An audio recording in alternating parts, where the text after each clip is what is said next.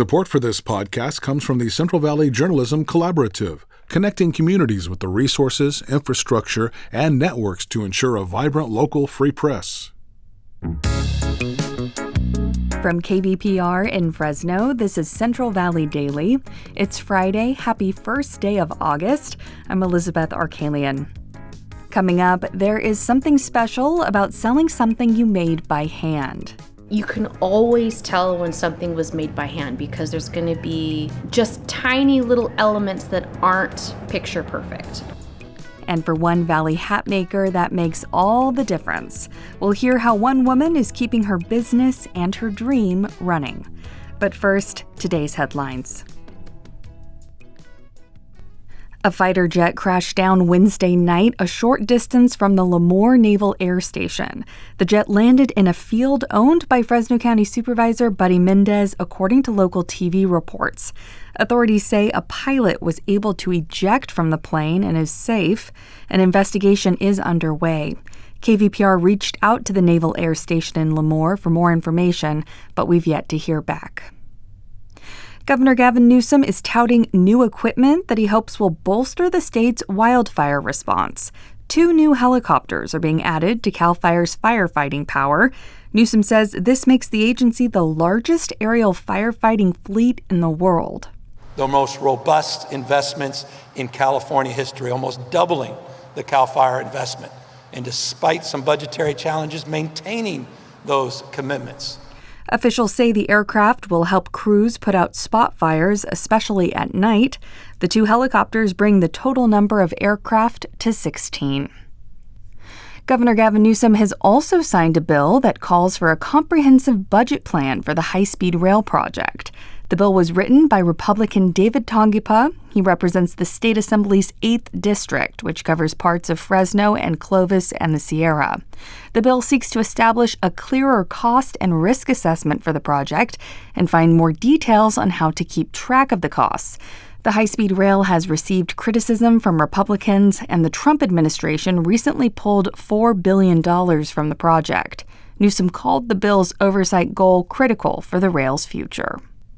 California lawmakers are poised to ban the sale of new Glock handguns. CalMatters' Ryan Sabalow has more.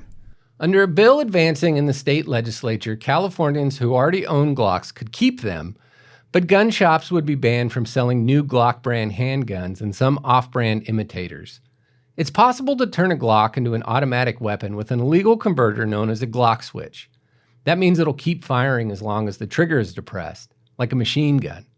More than 24 states, including California, have already outlawed Glock switches, but this new ban would be the first of its kind in the country. Gun rights advocates have vowed to sue the state if the bill becomes law. They say the policy could lead to restrictions on other handguns and put even more limits on gun ownership in California. CalMatters' Ryan Sabalow. A group of congressional officials is suing the Trump administration for allegedly blocking their access to ICE detention centers. It includes 5 Democratic officials from Southern California. The lawsuit claims the federal government is obstructing congressional oversight during increasing ICE raids. By law, members of Congress are allowed to visit ICE facilities without notice. But in recent months, several of them have been barred access. Congressman Jimmy Gomez from Los Angeles says they want to ensure the facilities are adequate. Support for Central Valley Daily comes from Fresno Mazda, part of the Prieto Automotive family, leading the industry in the IIHS 2025 Top Safety Pick Awards, helping move Mazda closer to the goal of eliminating traffic fatalities. More information and the Mazda digital showroom available at myfresnomazda.com. And now to our main story. A lot of us want to be entrepreneurs at some point in our lives. We dream of leaving our 9-to-5 jobs and being our own boss, or building something nobody has done before. For one woman in Fresno, it didn't take thinking too much outside the box to find her way into that world. As Samantha Rangel tells us, it simply took putting an idea to work when everything else wasn't enough. One of the few women designers to excel in this art, her pieces custom crafted completely by hand from materials all sourced right here in the U.S. Take a look. Nicholson Hat Company is in Keryn Nicholson never thought she'd be hearing her name on national television, let alone for a hobby she turned into a business. Nicholson runs a hat-making store tucked away in a little shop in Fresno's Tower District. I just knew it was what I was meant to do and that I would be okay. I never really had a plan. I didn't write anything down. I just sort of went off a feel. She started learning the craft of hat making in her apartment kitchen. By 2018, Nicholson Hat Co. was born. Keryn runs everything from design to delivery. The first probably, 2 to 4 years or so, it was really just I would sell a hat and then I would buy a hat block. Eventually, her not-so-planned business plan had landed her on many news platforms. Since that day, I just completely dove in headfirst into hat history. Like that feature clip from Good Morning America. The national spotlight has also landed her a deal to make a hat even for one of today's hottest singers.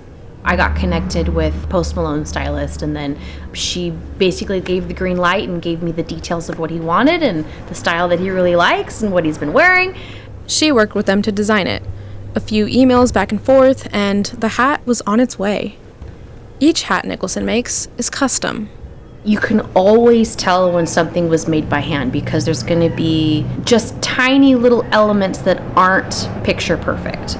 She's made hats for her neighbors and, being in California's heartland, even for farmers. It means a lot to me, and especially in a part of California where obviously agriculture and ranching is such a huge industry and part of our valley and what makes us us. She says even with the attention she's gotten for this niche business, she still hopes to grow it even more. Maybe a bigger workspace, an apprentice even. I made a stop at her shop to see what she's working with. This is where the magic happens.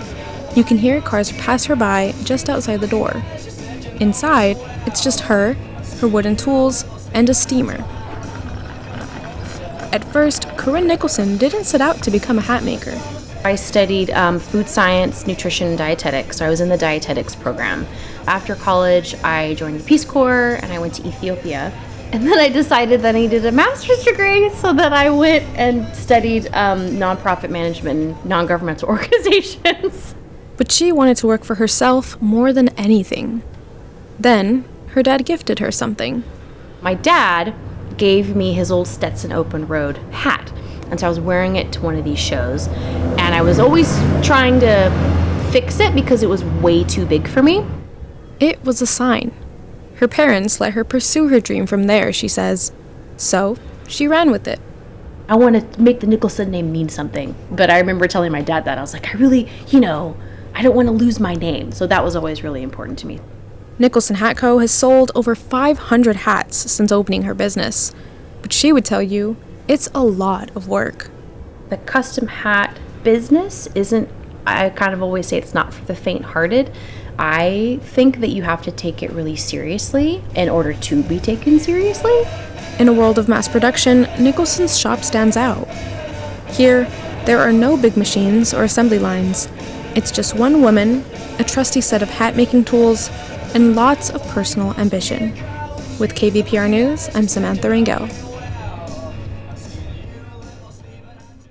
And Samantha joins me now to discuss more about her story. Hey, Sam. Hey, Liz. Okay, so that was a fascinating look into Keryn Nicholson's experience as a hat maker. So what got you interested in this story in the first place?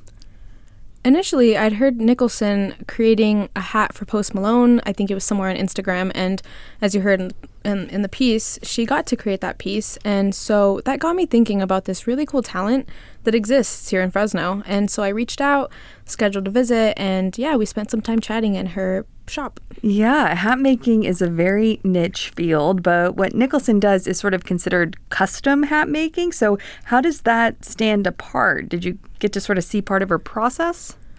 Well, unfortunately, when I visited her shop, she wasn't quite working on a hat at the moment, but I did get to see some of the process from her social media accounts.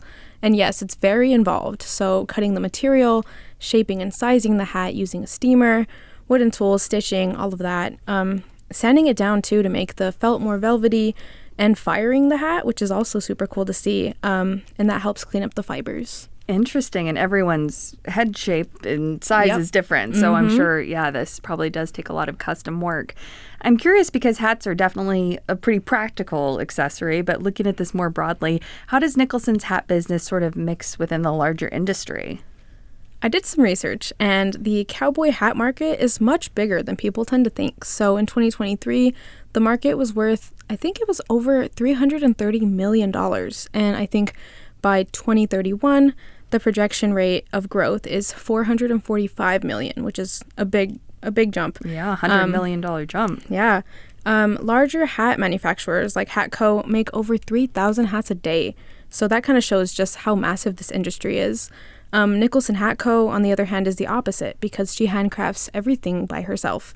And even though she is small in scale, she is on top of the same popularity wave, I think, that is pushing the growth in this market. It's so cool to see that something as classic as a cowboy hat still holds so much cultural weight and has really stood the test of time. Why do you think these hats have just stayed so popular? Cowboy hats have had huge cultural presence, especially in North America. The U.S. leads the global market thanks to the Western fashion, lots of music festivals, and then, of course, rodeo culture. The Professional Rodeo Cowboys Association actually sanctions about 650 major rodeos a year, and that's not including all of the smaller city ones. Over 43 million people consider themselves fans of rodeos, and so I'm assuming that the popularity keeps these hats relevant, of course, more than just a fashion statement. It's definitely part of people's lifestyles. Certainly. Were you able to see any hats? Can you tell us sort of what they looked like? Yeah, you enter the shop, and there's hats along all 4 walls, or 3 walls, and they're of all shapes, colors, designs, different shades of browns and creams, and some were more like fedoras, and others were similar to, the typical cowboy hat that comes to your mind. I did notice that a lot of the crowns, which are like the top of the hats, were shaped differently. Some had a lot of shape, and some were kind of just round. So... Yeah, what aspects can customers sort of customize if they want to build a hat? Like what kind of textiles, materials does she use other than shape like you mentioned? Everything, Liz. From shape to felt color, accessories like the ribbon and leather, beadings for the hat band. Most of the materials that she uses are from the U.S., so silk liners and American deadstock ribbon, for example. She uses sheepskin sweatbands, and she tells me those only get better over time, as opposed to the leather or plastic bands of the more mass-produced hats. This sounds expensive. How much do these custom hats run? And if people want to order a hat, how does it work? I think the starting rate for these hats that she makes are $700, and I think it only goes up from there. But you can check out her website, Nicholson Hat Company, for more details on all of the felt colors and all of the accessories that people can use to personalize their hats. And then she accepts those orders over email. Okay. KVPR's Samantha Rangel, thanks so much for this fun reporting. Thanks, Liz. I tip my hat to you. And that's today's show. Do you know about a unique business or nonprofit we should look into? Tell us about them. Just email podcast@kvpr.org. Today's episode was produced by Jonathan Linden, Samantha Rangel, Crescencio Rodriguez Delgado, and KVPR, with support from the Central Valley Journalism Collaborative.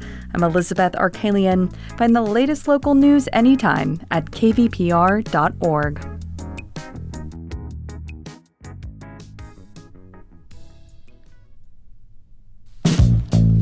These days, there's so much news, it can be hard to keep up with what it all means for you, your family, and your community. The Consider This podcast from NPR features our award-winning journalism. 6 days a week, we bring you a deep dive on a news story and provide the context and analysis that helps you make sense of the news. We get behind the headlines. We get to the truth. Listen to the Consider This podcast from NPR.